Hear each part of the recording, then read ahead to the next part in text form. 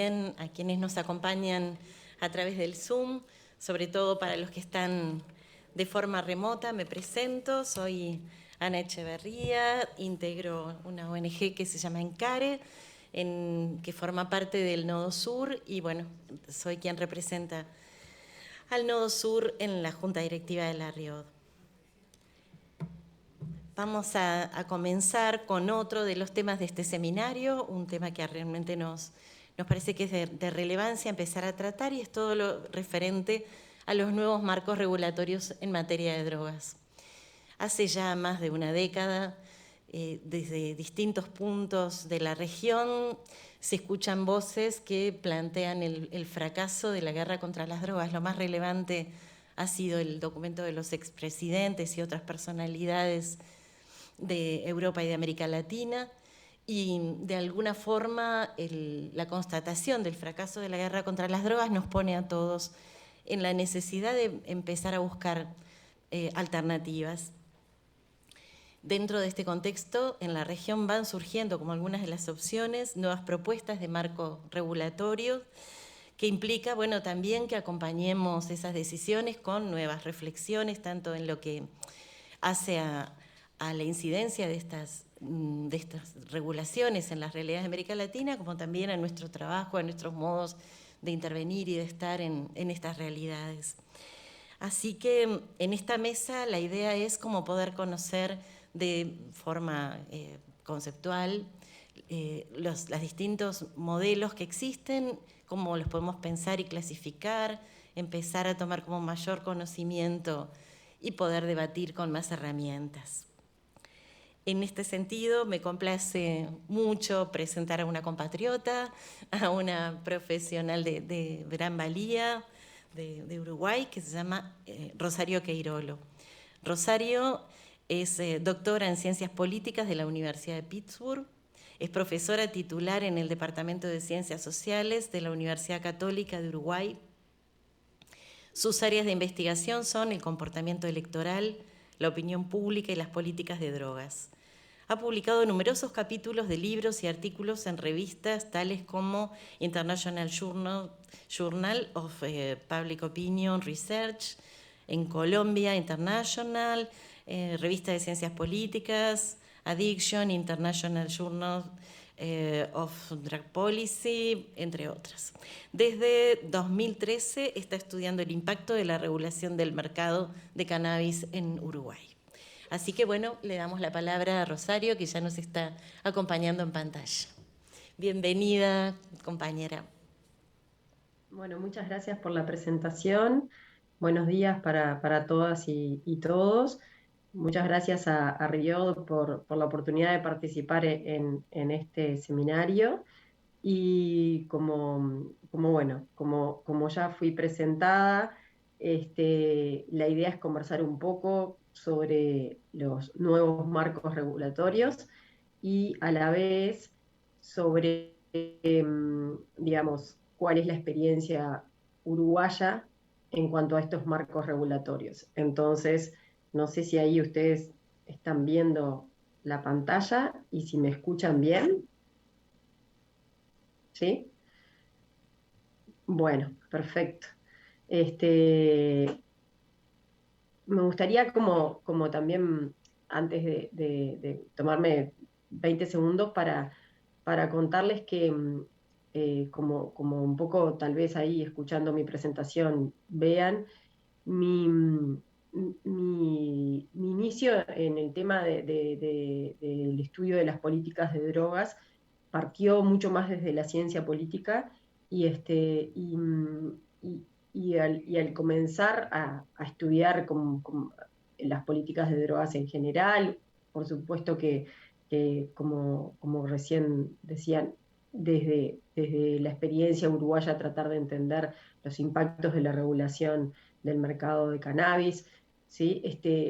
Me metí en un mundo que es muy interdisciplinario, entonces me imagino que hoy en la audiencia hay personas de muy distintas disciplinas y creo que es lo fascinante también de esta área de investigación y de trabajo en políticas públicas, lo interdisciplinario que es y lo desafiante que es para para todos, para analizar desde diferentes puntos de vista y encontrar soluciones bueno, a un tema bueno, que no le voy a explicar a esta audiencia la importancia que tiene. Entonces, muchas de lo que he estado investigando es con equipos interdisciplinarios, mucho más que lo que había trabajado antes en mi carrera, y esto creo que me lleva a entender el fenómeno de una manera bueno, que claramente no es solo desde la ciencia política, ni mucho menos, ¿sí?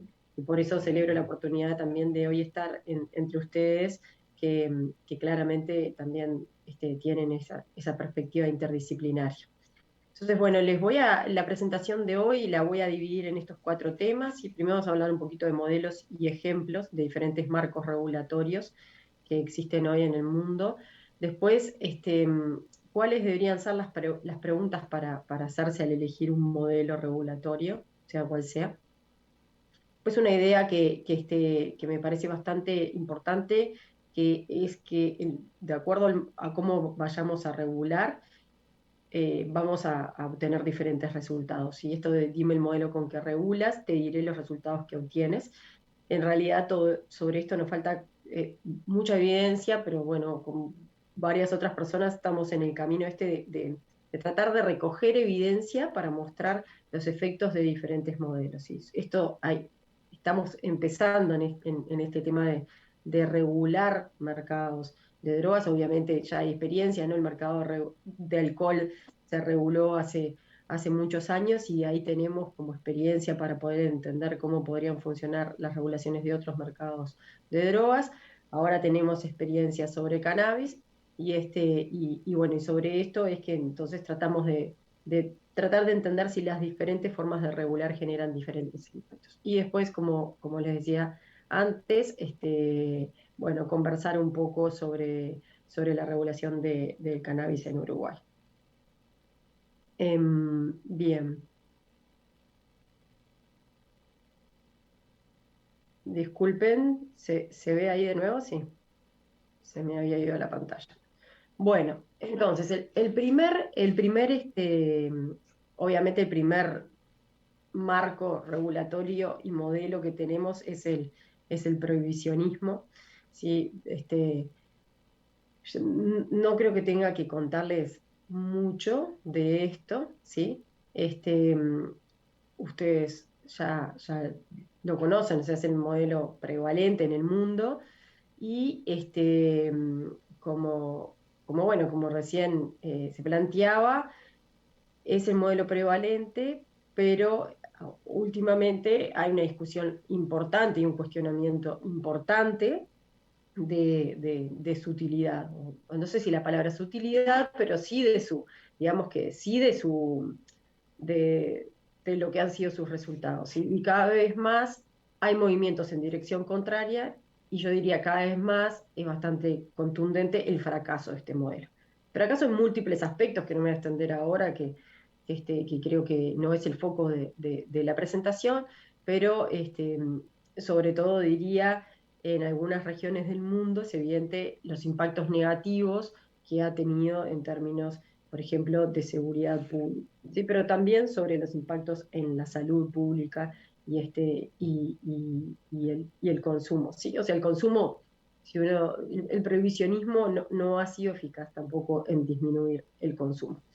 Entonces, bueno, teniendo en cuenta que este paradigma, digamos, o este modelo tan prevalente está siendo fuertemente cuestionado, tenemos otras opciones, ¿sí? Por un lado está la despenalización, ¿sí? La despenalización que quiero enfocar en un asunto, podemos verla como, por ejemplo, una prohibición con advertencias, ¿sí? Esto es lo que hacen algunas provincias de Australia, es decir, o sea, la prohibición sigue existiendo, pero solo que no se penaliza de la misma manera, se hacen advertencias. El tema es que en este sentido, digamos como que la, lo que pasa y lo que ha venido pasando en donde se elige por este modelo es que se deja mucha discrecionalidad a los jueces, ¿sí? Y por supuesto que siempre hay un margen de discrecionalidad para la aplicación de cualquier regla o ley, ¿sí? Pero lo que tenemos como evidencia es que hay una aplicación muy desigual, dependiendo muchas veces de los valores de los jueces, estas, va a funcionar diferente esta, por ejemplo, prohibición con advertencias, ¿sí? Y en muchos casos lo que sucede es que se pasa como de un modelo de que entonces la pena es la prisión a un modelo en donde es el tratamiento, ¿sí? Pero los tratamientos son determinados por jueces y no son determinados tal vez por quienes deberían determinarlos, y tampoco en muchos casos, digamos que en gran mayoría de los casos tienen esos tratamientos como una aceptación por parte de la persona, ¿sí? Y digamos que la persona pasa a ser como un adicto por ser un consumidor, cuando sabemos que no siempre un consumidor es un adicto. El tercer modelo, que tiene puntos en común con el de la despenalización, es el de la descriminalización. Y en este caso tenemos que la diferencia es que si bien existe una prohibición, la descriminalización pasa porque las penas ahora son civiles, ¿sí? También esto genera una aplicación desigual, como hablábamos en el caso anterior, también genera estigmatización, por supuesto que menor por ejemplo, que el prohibicionismo, y también genera este tema de la prisión al tratamiento, ¿no? Como la idea de que está bien, ya ahora no está la pena de la prisión, tratemos de salirnos de ahí, pero hay como una idea del tratamiento forzoso para quienes se encuentran en la situación de recibir estas penas civiles. Por último, el cuarto modelo es el de la legalización-regulación. Y hablo de legalización-regulación porque en realidad son un poco distintos, no voy a entrar en los detalles, sí, pero hay países que optan por usar el término de regulación del mercado, como ha sido el caso uruguayo, porque ya el uso de drogas era legal, sí hay otros que hablan de la legalización de las drogas. Tiene que haber un poco también de acuerdo a cuál es el movimiento y cuáles serán los antecedentes. En este sentido, podemos hablar de que hay legalizaciones o regulaciones parciales, ¿sí? Y hay otras totales. Y entre las totales, tal vez las experiencias como más innovadoras en los últimos años han estado por la legalización o regulación del cannabis en Canadá, en Uruguay y en varios estados de los Estados Unidos. Entonces ese es como el panorama de opciones que tenemos. Pero es importante decir, bueno, ¿cómo vamos a elegir, ¿no? El modelo? Obviamente el modelo está determinado por muchísimas condiciones políticas, ¿sí? Pero cuando definimos, bueno, por ejemplo, si vamos a ir a un modelo de regulación o legalización, ¿sí? Y acá voy a hablar como de nuevo, ¿no? De las experiencias más novedosas que tenemos. Me voy a concentrar en la comparación entre Canadá, Uruguay y los estados de Estados Unidos. El punto es hacerse algunas preguntas que van a definir entonces características de cómo se instrumenta esta legalización o regulación, ¿sí? Y esas tres preguntas que están como agrupadas. Una gran pregunta es quién va a suministrar el cannabis, quién va a ser digamos, quién se encarga de dar el suministro, si se van a cobrar impuestos o no se van a cobrar impuestos y cómo se va a realizar esa regulación. Entonces, empecemos primero por quién va a suministrar el cannabis legal. A mí me gusta mucho este esquema que fue elaborado por John Hawkins y otro grupo de colegas en 2015, ya tiene muchos años. Ellos elaboraron como, digamos, esta tipología entre posibles formas, modelos de regulación, ¿sí? Y entonces tenemos que en negro están las opciones extremas, donde tenemos, por ejemplo, el prohibicionismo e incluso aumentar las sanciones del prohibicionismo. Por otro lado, tenemos digamos, como la liberalización total, pero sin ninguna regulación en el otro extremo. Después en blanco tenemos, eh, digamos, como una especie de despenalización, sigue estando prohibido, pero disminuimos las sanciones, ¿sí? Que es lo que vemos aquí arriba. Y abajo tenemos el modelo estándar comercial, que digamos es el modelo que han seguido la mayoría de los estados en Estados Unidos y también muchas de las provincias en Canadá. ¿Sí? Y por otro lado, lo que tenemos son esto que Cockins y sus colegas llaman las middle ground options, son modelos intermedios que de alguna manera combinan la participación del Estado y de las organizaciones de la sociedad civil y el mercado. ¿Sí? Entonces acá hay una gran variedad de opciones. Por ejemplo, está la posibilidad de que las personas autocultiven, está la posibilidad de tener clubes sociales de cannabis, está la posibilidad de que haya un monopolio público y así diferentes opciones. El asunto es que la mayoría de las legalizaciones siguen el modelo comercial. Si ese se ha transformado en el modelo prevalente, Uruguay es la excepción en esto y algunas de las provincias de Canadá donde, digamos que tenemos, por ejemplo, dispensarios públicos, ¿sí? Que son del Estado. El tema con el modelo comercial, y en esto tal vez tampoco es, no, o sea, todos podemos tener como el sentido de lo que sucede porque conocemos el mercado de alcohol, porque conocemos el mercado del tabaco, ¿sí? Los intereses comerciales son muy potentes, este mercado es un mercado que puede obviamente dar mucho dinero, ¿sí? Y como dice Bo Kilmer, que es un colega que trabaja en RAND, en realidad es después que uno saca el genio fuera de la lámpara, es muy difícil volverlo adentro. Entonces, después que uno deja que participe el mercado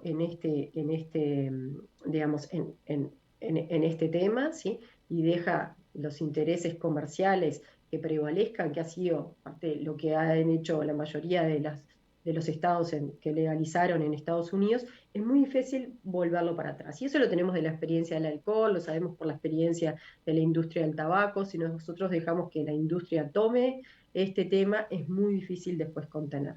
Entonces, este, si bien muchos países cuando se plantean el tema de legalizar o regular, piensan en modelos no comerciales, después terminan acercándose mucho al modelo comercial porque, bueno, muchas veces por cuestiones de los propios, digamos, las culturas de los países, sería muy difícil pensar, por ejemplo, que en Estados Unidos el mercado no hubiera tenido un rol muy importante también por cómo funcionan todos los mercados, pero más allá del de cannabis, ¿sí? Pero la idea es que, de nuevo, ¿no? ¿Cómo si dejamos que la industria, si dejamos que los intereses del mercado sean los que prevalezcan, cómo después podemos ir para atrás y juntar o meter al genio de nuevo en la lámpara es muy difícil. Entonces, ya muchos se plantean en un modelo no comercial, pero después terminan yéndose más para ese lado. ¿Sí? Las conversaciones en Malta fueron en ese sentido. Canadá en un inicio también pensó en un modelo que tenía más presencia del Estado y finalmente no, o sea, sí en algunas provincias se conservó, como decíamos, algunas características, pero igual el modelo tiene una incorporación del mercado de forma muy fuerte. Y les quería contar un ejemplo de Nueva Zelanda, que hace creo que ya como 2 años, hubo un plebiscito, no, en el 2020 sí, donde se plebiscitó si iban a descriminalizar o regular el mercado de cannabis. Finalmente la decisión fue que no, pero antes de eso tuve la oportunidad de participar en como una discusión entre policymakers en Nueva Zelanda sobre cuáles serían las opciones, ¿sí? Para ir a ese modelo, a ese nuevo marco regulatorio y se hizo un ejercicio de lo que se llama Multiple Decision Criterion Making, que es como una estrategia para la toma de decisiones en políticas públicas, y el resultado de esa consulta entre decisores de políticas públicas en este tema era ir un modelo, digamos, como con una fuerte presencia del Estado y no el mercado. Y cuando ese fue como el resultado colectivo, quienes estaban participando se asombraron porque nunca pensaban que ese iba a ser como la salida colectiva de lo que pensaban que era lo mejor. Sin embargo, cuando ellos hablaban del tema, el mercado se metía. Así como esto de que es difícil a veces como no dejar que el mercado entre. Bueno, segunda pregunta, si se cobrarán impuestos. Y esto es bien importante porque los impuestos han sido el objetivo de muchas legalizaciones, ¿sí? Por ejemplo, muchos de los estados en Estados Unidos, de alguna manera, impulsaron las legalizaciones de cannabis diciendo, bueno, esto va a ayudar a aumentar las arcas públicas, a recoger más impuestos, y con estos impuestos que le vamos a cobrar al cannabis, vamos a poder hacer políticas de salud pública, vamos a poder destinar estos recursos a prevención, vamos a poder destinar estos recursos que obtengamos de esta manera a tratamientos para personas que necesiten, que estén en situación de dependencia o consumo abusivo, ¿sí? ¿En qué momento cobrar, en qué momento podrían ir estos impuestos? Bueno, la respuesta más prevalente es que fuese un impuesto al valor agregado, ¿sí? Pero también la otra pregunta que nos hacemos es, bueno, ¿qué vamos sobre qué va a ser el impuesto? ¿Va a ser sobre el peso, ¿sí? O digamos como la cantidad, que en ese caso, bueno, sería un impuesto relativo a, por ejemplo, la cantidad de gramos, o a la potencia, y de esta manera le cobro más impuestos a aquel cannabis que tiene más THC, ¿sí? Y menos impuestos para de alguna manera penalizar el consumo de aquel cannabis que tiene un mayor nivel de psicoactividad, y menores impuestos a aquel que tiene menor nivel de psicoactividad. ¿Cuánto taxar también los concentrados o los comestibles? Si quiero que sea un producto bueno, que no se consuma tanto, entonces puedo aumentar los impuestos de estos productos, ¿sí? La idea es un poco combinar impuestos en la producción y en el punto de venta, y esto es un poco general. La mayoría de los marcos regulatorios que existen hacen alguna combinación de este tipo. ¿Cómo se realizará la regulación? Bueno, esto es crucial. ¿Quién, qué, dónde, cómo vamos a regular? Si un primer tema súper importante es los menores, ¿sí? Está claro y hay consenso de que para los menores el consumo no, no, no es legal, ¿sí? Pero entonces, bueno, ¿cuál va a ser la edad? Si van a ser 18, van a ser 21, van a ser 16, y en esto cada país un poco de acuerdo también digamos, a los límites que tengan para otro tipo de consumo de drogas como el alcohol o como el tabaco. En general se alinea bastante lo que es el consumo de cannabis con estas otras sustancias que son legales desde antes, ¿sí? Los tipos de productos, ¿sí? ¿Qué voy a habilitar? Por ejemplo, es muy distinta la legalización en los estados de Estados Unidos, donde en general hay una gran variedad de productos que uno puede consumir. Obviamente puede consumir flores de cannabis, puede consumir extractos, puede consumir aceites, puede consumir brownies, cookies o lo que quiera. En Uruguay, que por ejemplo solo se puede consumir de forma legal, digamos, solo está regulado, para decirlo de mejor manera, solo el uso, la compra de flores, digamos, ¿sí? Y no está habilitado poder comprar, por ejemplo, comestibles, ¿sí? El lugar, esto también es importante. Vamos a habilitar la posibilidad de que la gente use cannabis en lugares públicos, como en una plaza, como playa, como en la calle, o solo va a ser un uso en lugares privados, como puede ser en el hogar, ¿sí? Y no se puede en la vía pública, no se puede hacer un uso público.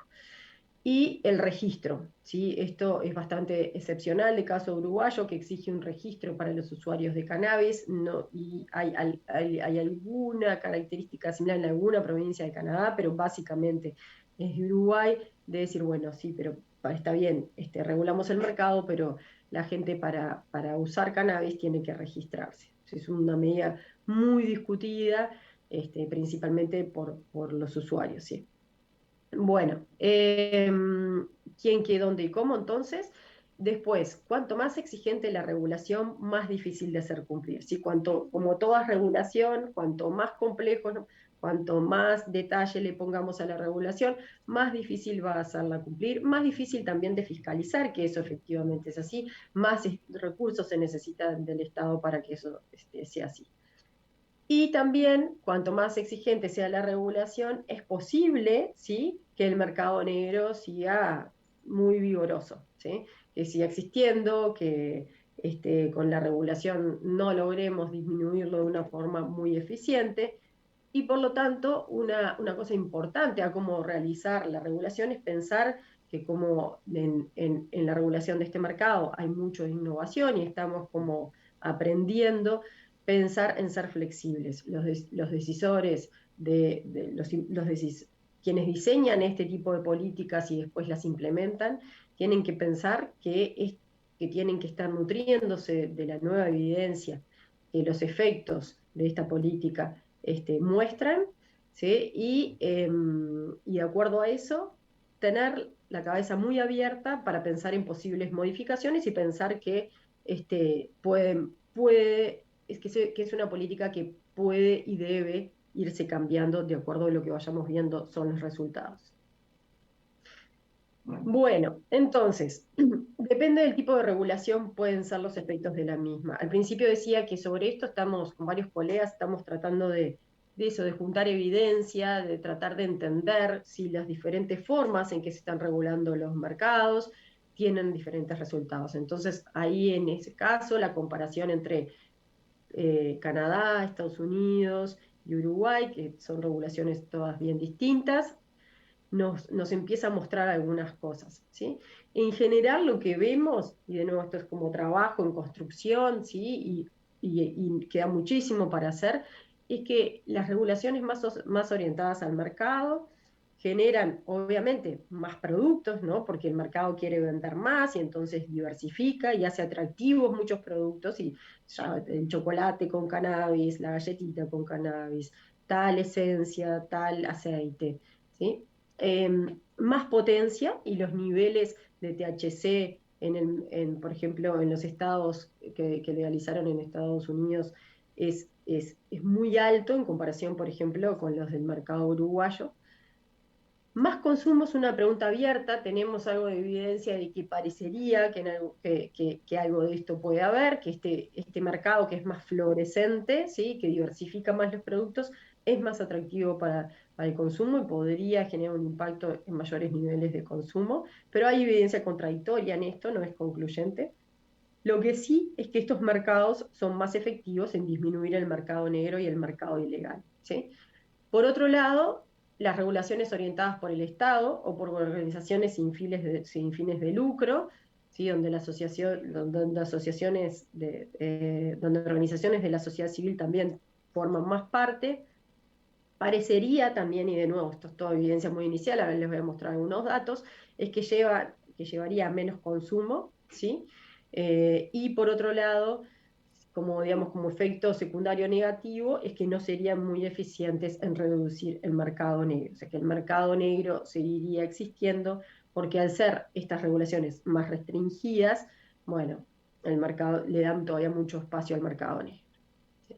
Bueno, déjenme contarles un poquito ahora, entonces, visto como este panorama más general y comparado, sobre la regulación del cannabis en Uruguay. Ya les decía que el diseño no es comercial, es una regulación con control del Estado, que tiene varias características que le hacen muy estricta, sobre todo el tema del registro obligatorio, que ya les mencioné, para los usuarios, Hay una serie de máximos que las personas están como habilitadas para usar, ¿sí? Reguladas para usar, que son 40 gramos por mes o 480 gramos por año. Está prohibida la publicidad, prohibida la venta a turistas y les decía, solo está habilitado la venta de flores y no de ningún otro producto, ya sea comestible, ya sea aceite, lo que sea. Los objetivos fueron tres. Por un lado, aumentar la seguridad pública, disminuyendo los delitos relacionados a las drogas. De hecho, la regulación del cannabis como política entró en la agenda pública del entonces presidente Mujica por un tema de seguridad. Entonces, como se vio como una posible solución a los problemas de inseguridad. Por otro lado, tiene el objetivo de la descriminalización de los usuarios. Si bien en Uruguay el uso de drogas es legal desde 1974, ¿sí? Estábamos en esa situación donde, que les mostraba de los modelos, donde está despenalizado, que los jueces tenían muchísima discrecionalidad y había personas que por tenencia de muy pocos gramos, cuando no se consideraba que era para consumo propio, iban a prisión, ¿sí? Y después el objetivo de la salud pública, que digamos es tal vez el que hoy es más prevalente y más importante. Bueno, en cuanto al objetivo de seguridad pública, había dos partes: reducir por un lado el mercado negro y el narcotráfico, y por otro, esta idea de como separar los mercados, y que los usuarios de cannabis no estuviesen en contacto con otro tipo de drogas ilegales y reducir el contacto con la ilegalidad. ¿Ah? Entonces, primero, ¿qué sabemos del impacto que ha tenido en reducir el mercado negro y el narcotráfico? Bueno, obviamente esto es demasiado ambicioso para una sustancia como el cannabis, que tiene algunas características particulares, como por ejemplo tiene un valor bajo en el mercado, entonces no es tan atractivo para todo lo que tiene que ver con el crimen organizado. Obviamente es uno de los productos que comercializan, pero no es el más poderoso. Y por otro lado, también es una sustancia que, al no generar en la mayoría absoluta de los casos violencia después de cuando los usuarios están bajo los efectos de su uso, tampoco es que estemos pensando en que sí va a disminuir la violencia por disminuir el consumo relacionado digamos, al microtráfico o al narcotráfico. Entonces,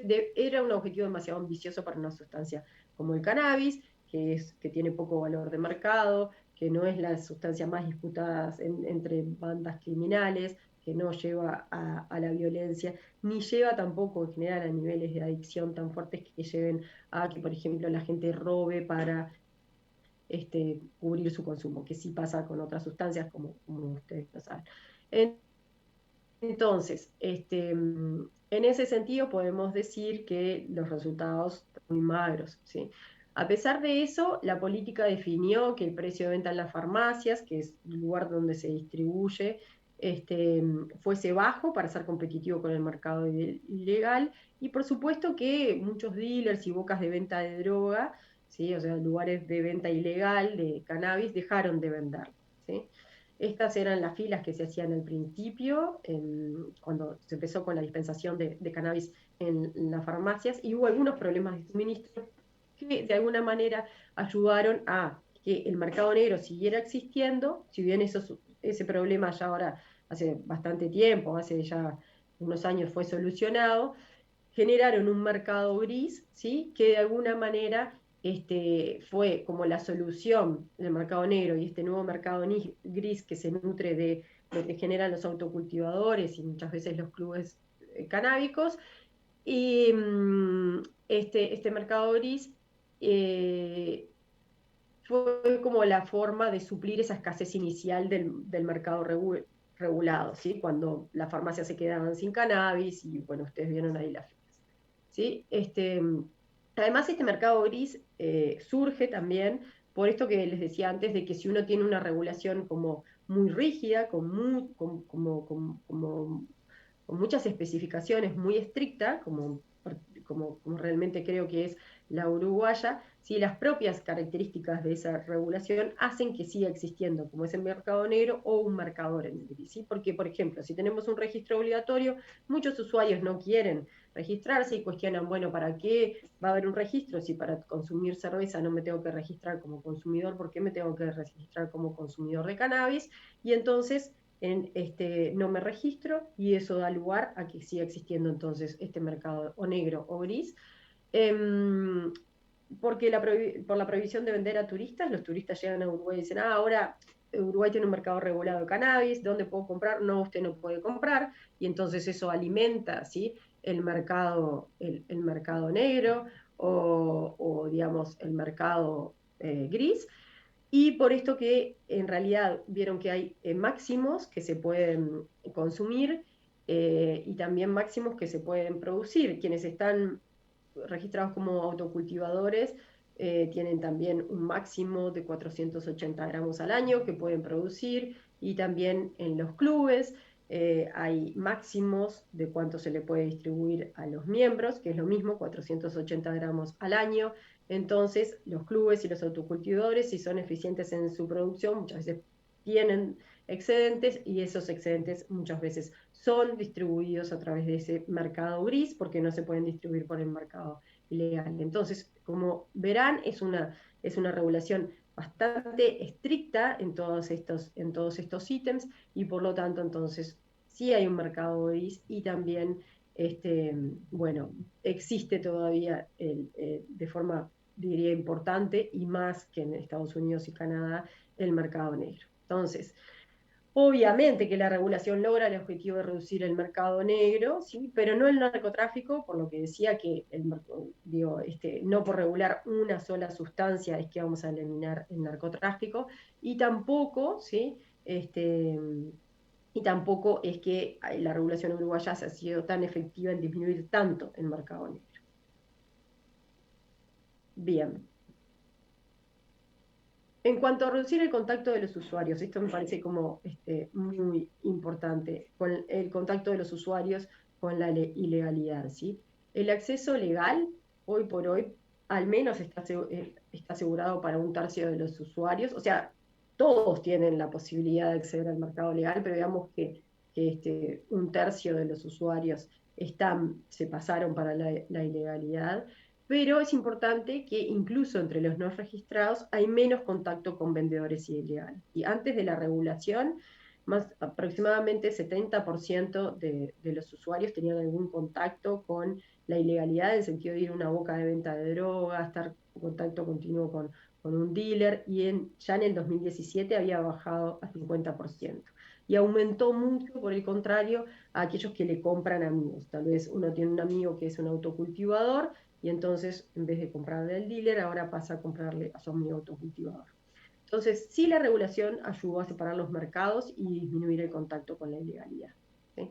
En segundo lugar, tenemos el objetivo de la descriminalización de los usuarios, y esto también está relacionado con lo que hablábamos recién, de disminuir el contacto de los usuarios con la ilegalidad, pero también de disminuir el contacto de los usuarios con la policía, ¿sí? Y esto en general lo vemos, y obviamente hay algunos casos, pero hay pocos incidentes entre la policía y usuarios, autocultivadores, miembros de clubes, ¿sí? El peligro, tal vez, frente a esto, es que el actual gobierno ha hecho un foco mucho más importante en perseguir al microtráfico, y ahí algunos usuarios que a veces pueden tener un poco más de cannabis en su casa o en su auto. Bueno, había algunos casos de nuevo, de un poco de discrecionalidad que claramente van en contra, y penas frente a situaciones que claramente van en contra, como el objetivo de descriminalización que tuvo esta política pública. Sí hay menos estigmatización de los usuarios. Hace poco hicimos un trabajo que recientemente publicamos, donde se muestra que los usuarios que acceden por mecanismos legales al cannabis son mucho más aceptados socialmente que aquellos que siguen, por ejemplo, comprando en una boca de venta de droga o a un dealer, ¿sí? Entonces, en este sentido, sí, la regulación tuvo su efecto positivo. En cuanto a la salud pública, que creo que a este público es tal vez lo que más le pueda interesar, obviamente la política tuvo como finalidad el aumento de, o sea, la mejora de la calidad de la sustancia, proteger a los menores del uso temprano y déjenme ir una por parar estos dos objetivos. En cuanto a la calidad de la sustancia, el cannabis que se vende en farmacias tiene un nivel de THC relativamente bajo, que se aumentó recién a fin del año pasado, en diciembre del 2022, a un máximo de 15%, antes estaba en un máximo de 9%. ¿Sí? Y se aumentó porque en general, porque la gente ya no compraba en las farmacias porque le parecía que el producto que vendían en las farmacias tenía muy poco THC, y entonces ahí el gobierno decidió aumentarlo y con eso aumentaron las ventas en las farmacias. Bueno, imagínense, todos esos que estaban registrados para comprar en las farmacias y lo que vendían las farmacias no les parecía atractivo, seguían comprando o en el mercado ilegal o en el mercado, o en el mercado bueno, o en el mercado gris, o bueno, se hacían miembros de algún club de cannabis o se volvían autocultivadores, ¿sí? Pero ahora con el aumento con el aumento de la potencia, ¿sí? Se volvió más atractivo y aumentaron las ventas. De todas maneras, esto es bajo en términos comparados y la calidad está controlada por el gobierno. Los autocultivadores y clubes producen cannabis con mayor potencia. En promedio, por ejemplo, el cannabis que se consume a través de clubes canábicos tiene un 22% de THC. ¿Sí? Antes de la regulación, 2/3 de los consumidores en Uruguay consumían lo que se llama prensado, que es como una especie es un cannabis que viene de Paraguay y se llama prensado porque es como un bloque, como un ladrillo, ¿sí? Que estaba lleno de pesticidas y de otros elementos tóxicos, ¿sí? Hoy por hoy el consumo de prensado es mínimo, ¿sí? Estos datos son ya en el 2017 era solo 14%, y de alguna manera está muy localizado en la población de menores recursos que sigue consumiendo un poco de prensado, ¿sí? Y el consumo de flores aumentó de forma, bueno, lo contrario, sí, aumentó muchísimo. Entonces, en este sentido, en cuanto a la calidad y el control de la sustancia, la regulación cumplió el objetivo, ¿sí? Esto es como el paquete que se vende en las farmacias. Esto es la presentación, digamos. Vieron que no es para nada atractiva, que no hay nada acá ni de publicidad, ni invitación al consumo, ni siquiera está a la vista, si uno tiene que ir y pedirlo. Y bueno, tiene todas las advertencias en cuanto a los peligros para la salud, cuáles son las condiciones, tiene la información. Y bueno, es muy distinto a, por ejemplo, si uno va a una tienda de cannabis no sé, en el estado de Florida y encuentra, bueno, de todo un poco, ¿no?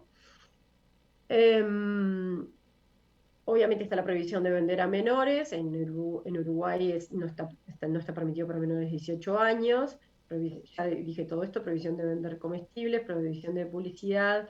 Pero por otro lado, lo que ha faltado de alguna manera, que sí ha hecho algo, pero insuficiente y escaso, son campañas de comunicación y de prevención, ¿sí? Digamos que recién ahora han empezado recién ahora, no, había otras campañas antes, pero digo, ahora se ha reflejado un poco el tema de la comunicación y la prevención. Bueno, proteger a los menores del uso temprano, ¿sí? Esto era como otro de los objetivos, un objetivo muy ambicioso. Yo a veces pienso como demasiado naive en algún sentido, decir, bueno, que por regular vamos a proteger a los menores. Sí podemos cuidar la calidad, pero hasta dónde en realidad protegemos a los menores, es lógico que va a ser más accesible, y también es lógico que no van a poder consumir de forma legal. Entonces es difícil esto de cómo regulando los protegemos. Creo que lo que tenemos que buscar es que no empeore la situación mediante la regulación. Estos datos, esta serie de tiempos que les estoy mostrando, En rosado tenemos la línea de prevalencia de vida en Uruguay, en azul la prevalencia año y en verde la prevalencia mes, y ustedes ven que han ido aumentando desde el 2003, la regulación es del 2013, ¿sí? Y también desde el 2013 ha venido aumentando, pero ¿sí? Lo que hemos investigado, sobre todo hay un equipo de investigación liderado por Magdalena Cerda, desde la Universidad de Nueva York, que ha tratado de hacer un esfuerzo bien importante en medir los impactos en el consumo mediante unas técnicas de control sintético, ¿sí? Usando datos de Chile y de Argentina.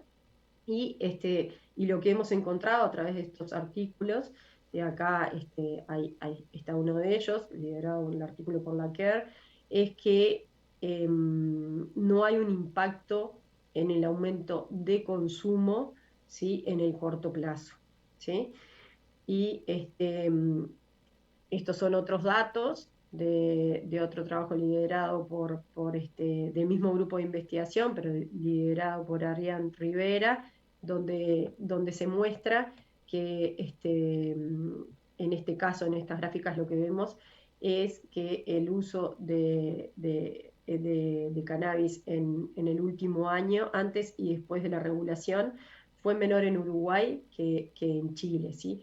Y esto es en adolescentes y jóvenes, y lo que vemos es que en la gráfica de la izquierda tenemos a los adolescentes o sea, entre 12 y 17 años, o sea que todavía ellos no pueden tener un consumo legal, y los mayores de 18 que sí, y ven que las líneas rojas, que son las líneas de Uruguay, aumentan menos que las líneas de Chile, que es, digamos, el grupo de control que tenemos. Chile no reguló el mercado de cannabis y aumentó más, ¿sí? El consumo en el último año que Uruguay. Lo mismo podemos ver en los datos del último mes, el cambio en la prevalencia de cannabis en el último mes, antes y después de la regulación, sí que está marcada por esta línea, fue menor en Uruguay, en la línea roja, que en Chile para ambos grupos de edad, ¿sí? Lo mismo sucede en relación al uso riesgoso de cannabis, ¿sí? Menor en Uruguay que en Chile, y también el uso frecuente de cannabis.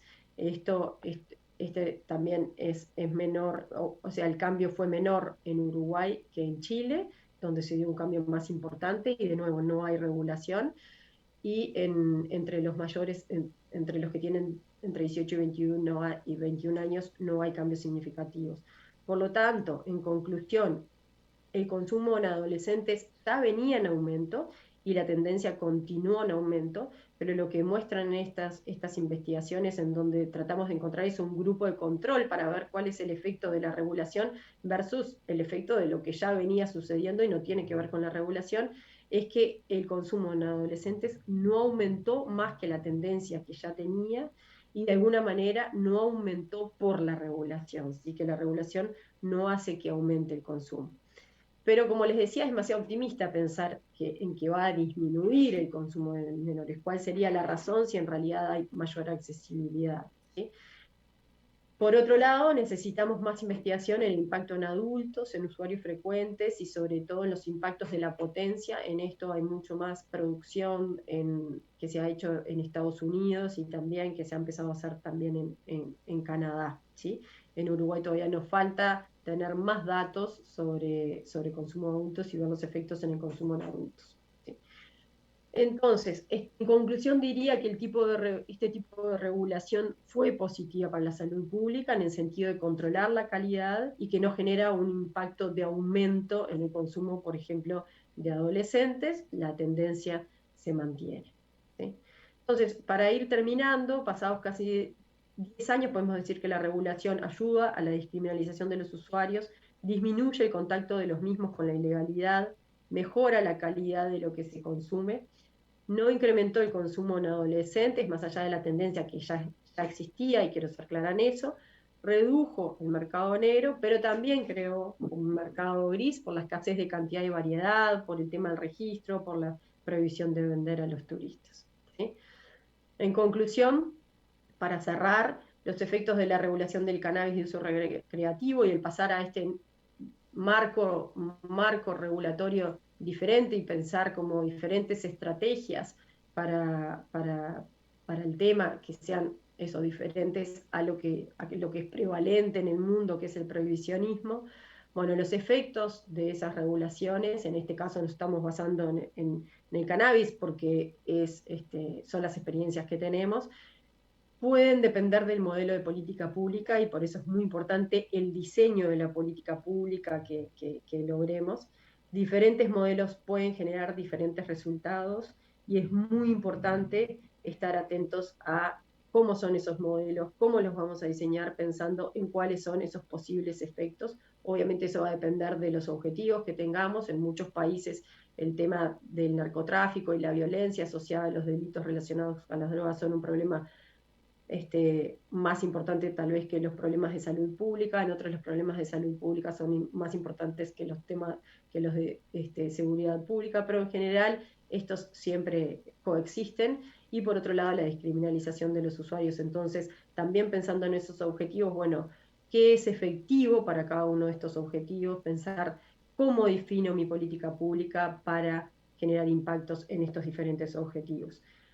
Tener en cuenta que los modelos comerciales, que si bien son los más prevalentes, y como hay intereses del mercado y de la industria en que se vaya un modelo comercial, hay mucho dinero en esto, es muy fácil irse para ese lado. Entonces la invitación es a prestar atención a los modelos que no son comerciales, y siempre se puede ir de alguna manera incrementando la apertura al modelo más comercial de a poco, pero como dice de nuevo, para citar a mi colega Hugo Kilmer, después que el genio está fuera de la lámpara es muy difícil traerlo de vuelta. Entonces más vale empezar por el contrario, ¿sí? Siendo menos comerciales y en todo caso ir hacia un modelo más comercial.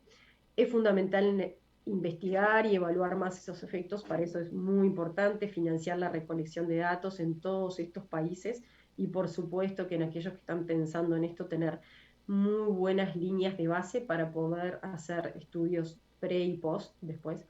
Y lo último que quiero decir es ser flexibles, y esto es muy importante para aquellos quienes toman las decisiones en política pública, que son políticas muy innovadoras, donde sabemos muy poco, estamos aprendiendo. Entonces, ser flexibles y tener en cuenta que podemos haber diseñado la política de una manera y después tenemos que evaluarla y ver cuáles son los efectos que generó, y de acuerdo a esa evidencia, ser abiertos para pensar en cambios y modificaciones que nos ayuden a cumplir con los objetivos que tenemos.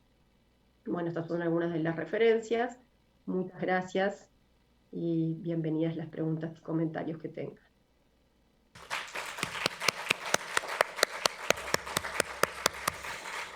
Gracias, Rosario. Yo les cuento que además en Uruguay recién debe estar amaneciendo, así que el esfuerzo de Rosario de estar con nosotros en la madrugada del CONUSUR ha sido muy grande.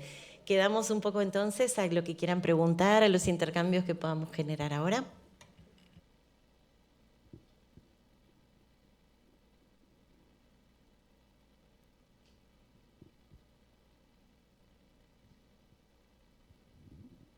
Yo solo, darle las gracias por la magnífica exposición sobre los modelos regulatorios, sobre todo con el ejemplo de Uruguay. Se ve muy bien, pues qué funciona y qué no funciona y se puede mejorar.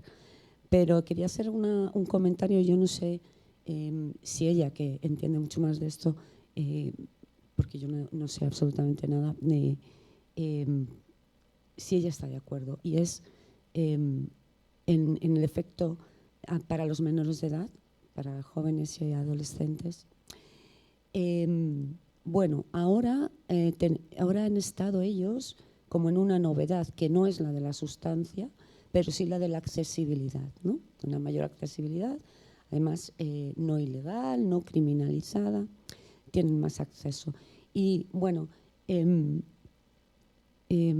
podemos recordar, yo creo, las personas que tenemos una cierta edad, cómo ha pasado con otras sustancias, con otro tipo de, incluso alimentos, ¿no? Yo recuerdo con el boom del yogur aquí en España. Perdonadme que ponga este ejemplo muy, muy tonto, pero aquellas personas que con el desarrollo económico pudieron acceder a alimentos que no tenían a mano en otras ocasiones, se ponían morados de yogures todos los días. O sea, es una cosa tonta, pero me hace pensar en si realmente el efecto que hemos visto en jóvenes y adolescentes no puede estar afectado por esto, de la novedad del acceso y disminuir paulatinamente a medida que quede como una sustancia más del mundo de los mayores. No sé qué le parece a la experta. Muchas gracias.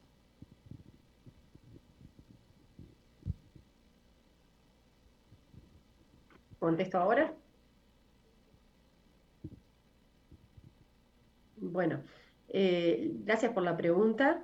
Creo que efectivamente puede darse una situación a la que tú estás describiendo. De todas maneras, como muestran esas gráficas, el aumento en adolescentes y jóvenes existía desde antes de la regulación y, y bueno, y se mantiene, pero no se dispara, ¿no? Que es por lo que pensamos que entonces la regulación no genera, en realidad la regulación no es lo que genera el aumento, ¿sí? Sí mantiene la tendencia.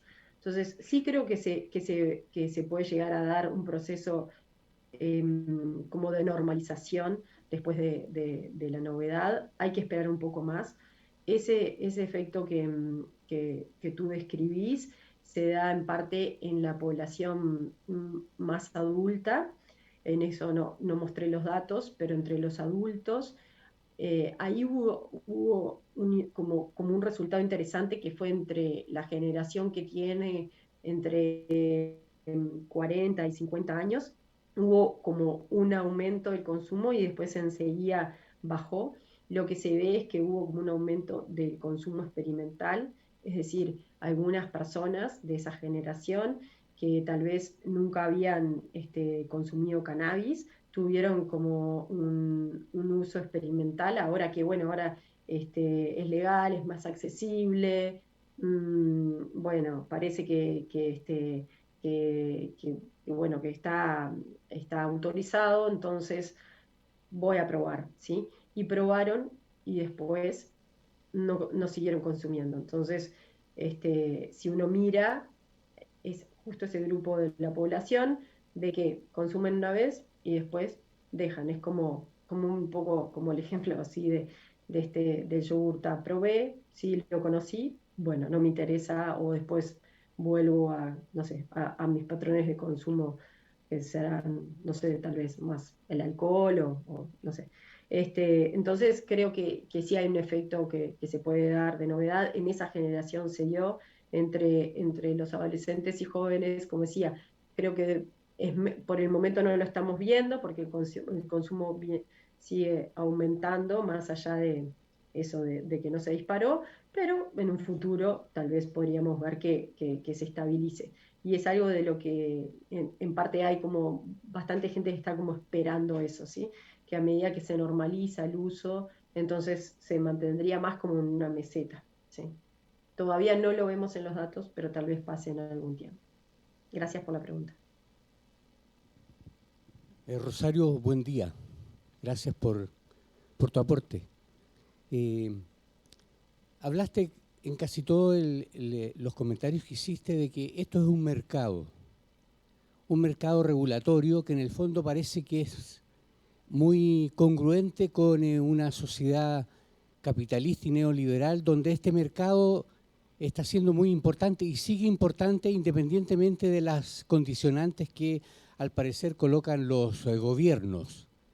Te quería preguntar en ese sentido, diríamos, ¿cómo ves, entre comillas, diríamos, esa regulación, consciente de que se habla también que hay estados, ¿sí? Estados que les interesa mucho que este mercado continúe, porque de alguna manera también condiciona en el fondo lo que está sucediendo con el narcotráfico en los países y la implementación en el fondo de prohibicionismo, de impacto concretamente, diríamos, de los ministerios del Interior y otras políticas que no necesariamente contribuyen a una perspectiva más humana y más de vivir bien.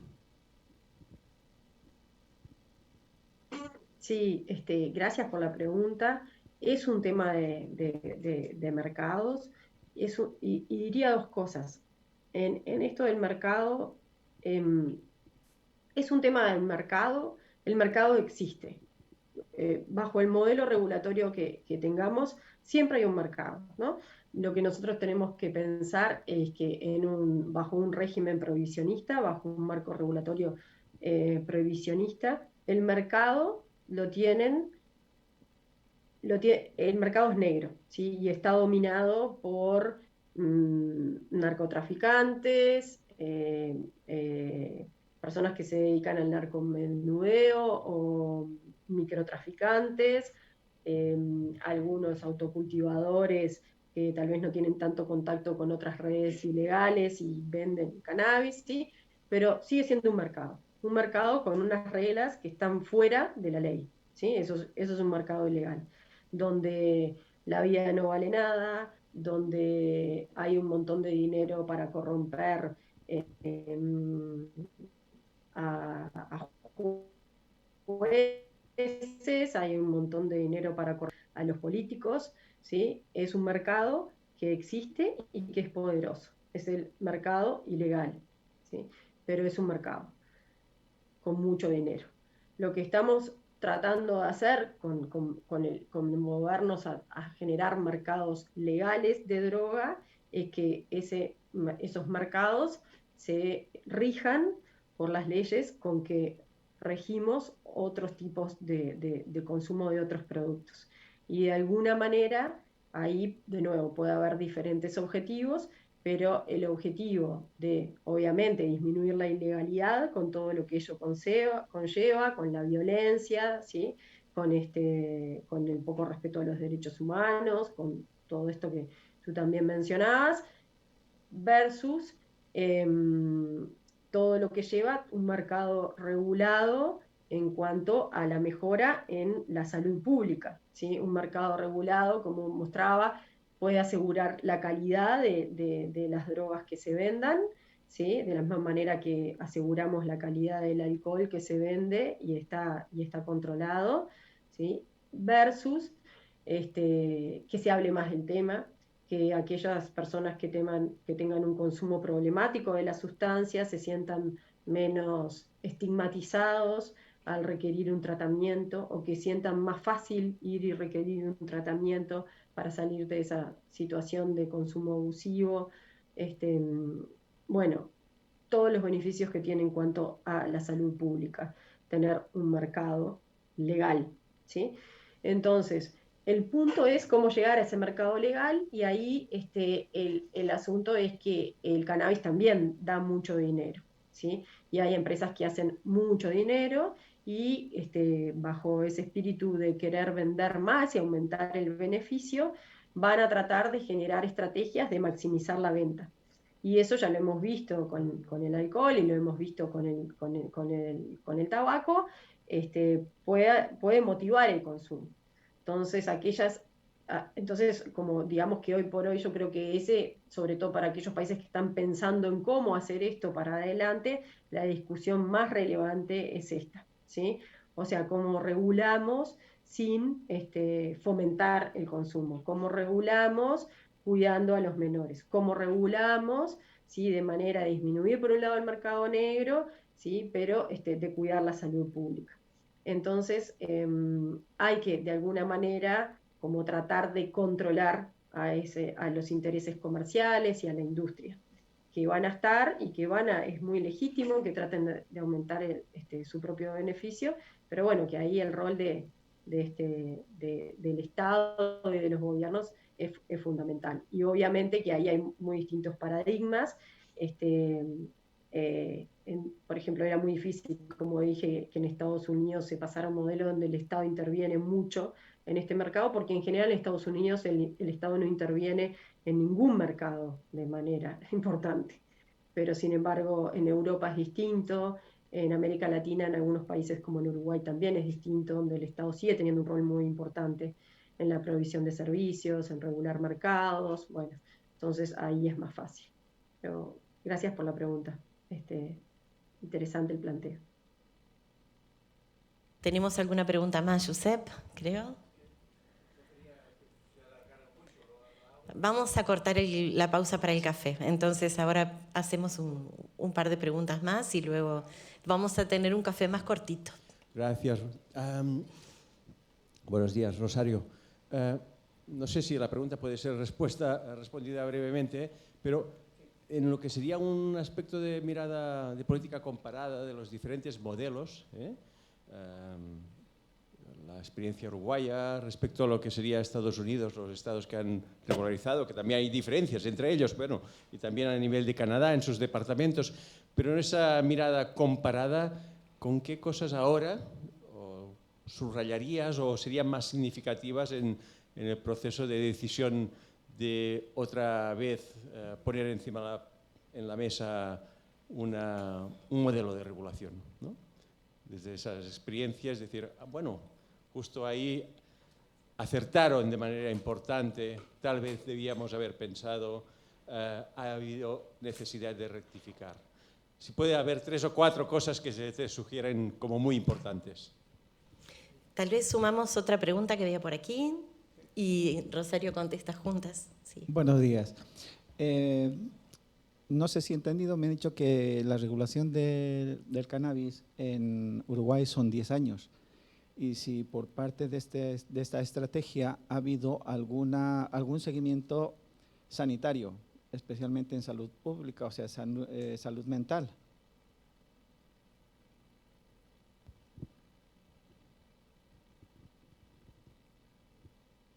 Bueno, gracias por ambas preguntas. Voy a empezar contestando la primera, ¿sí?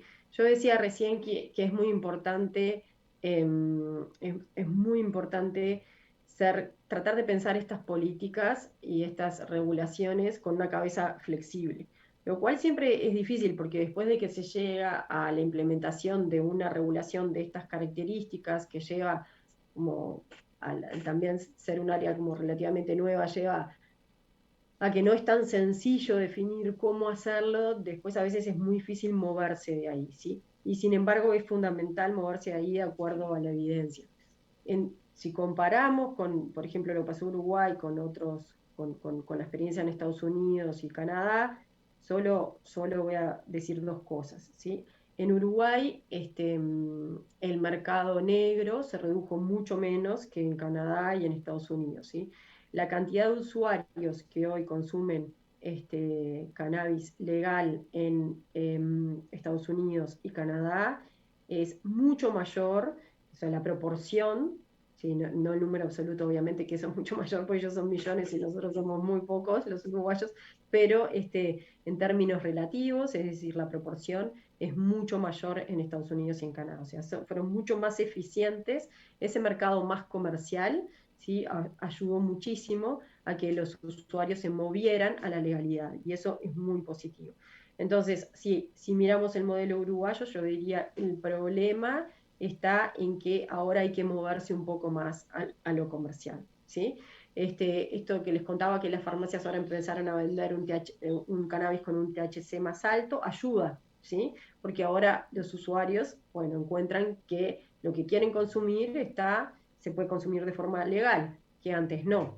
Entonces, de alguna manera creo que hay que ir moviéndose, y esa sería como la principal respuesta que tengo para darte, al modelo comercial. Eso implicaría, en mi opinión, sacar el registro obligatorio, que claramente es una limitante para muchísimos usuarios que no quieren estar registrados, que tienen miedo al registro, que piensan que si bien el registro es confidencial, en un momento se puede no hacer confidencial, que no quieren dar sus datos, que no quieren, ¿sí? Entonces, sería una manera también de aumentar el mercado legal, sacar el registro. Entonces, eso desde el lado, digamos, como de Uruguay, que aprende de los modelos más comerciales. Los modelos más comerciales creo que pueden aprender, y de hecho mucha gente lo está diciendo, sobre todo en Estados Unidos, que si dejan todo en manos del mercado, la potencia del cannabis se dispara, porque eso es parte de lo que empiezan a diversificar productos y empiezan a aumentar la potencia, y que generar un nivel más alto de potencia en el cannabis está asociado a generar mayor dependencia, y que entonces eso no es positivo y que de alguna manera habría que haberlo controlado o regulado de otra manera. Pero ahora es muy difícil volver para atrás. Entonces es eso, como meter el genio de nuevo en la lámpara.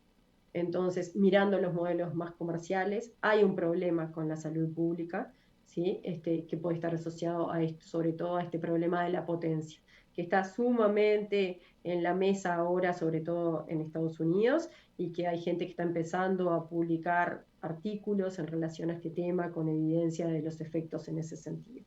¿Qué hacer ahora para revertirlos? Y es complejo.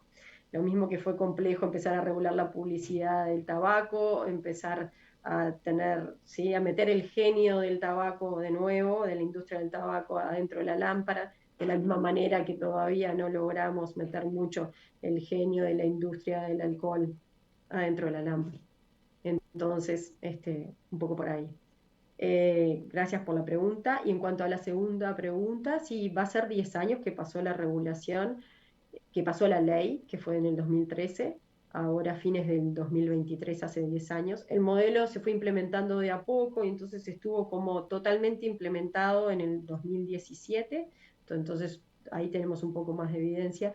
Y desde el punto de vista sanitario nos faltan muchísimos datos, muchísimos datos.